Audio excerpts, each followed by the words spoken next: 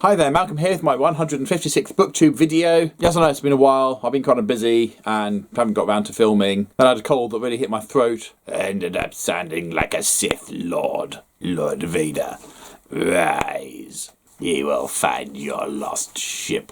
And all that sort of thing. Anyway, so still a little bit croaky, but I no longer go by Darth. So today I'll be reviewing Project Hail Mary by Andy Weir.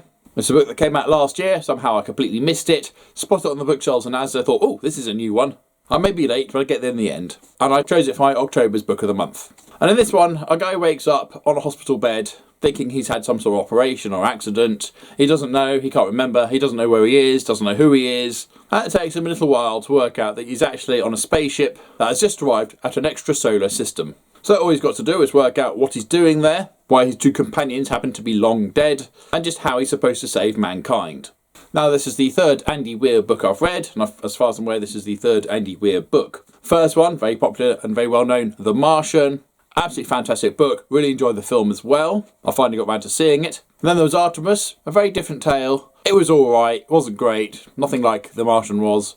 And so a great hit, and I wouldn't say it's a miss necessarily, but wasn't as good. And so, how was Project Hail Mary? Hit or miss? Very much a hit. Back to the winning writing style of The Martian. And although we may arguably have some more science fiction elements to this story over a more science real Martian story, Andy Weir's really made an effort to make the science in here believable, relevant, and not too complicated. I do love a good amnesiatic story, while we find out what's going on along with the main character.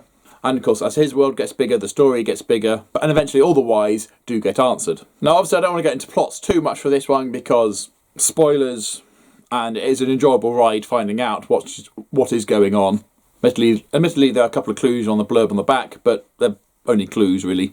But I found the main character really likeable. When I say main character, he's pretty much the only character. Again, like with The Martian, we do jump back to Earth, back in time actually, to meet some other characters as well and to find out how we got to be where we are now. It's not a funny book, but there's plenty of wry humour in here, with some very interesting, if somewhat predictable twists and turns occasionally, and an ending that may be a bit divisive perhaps.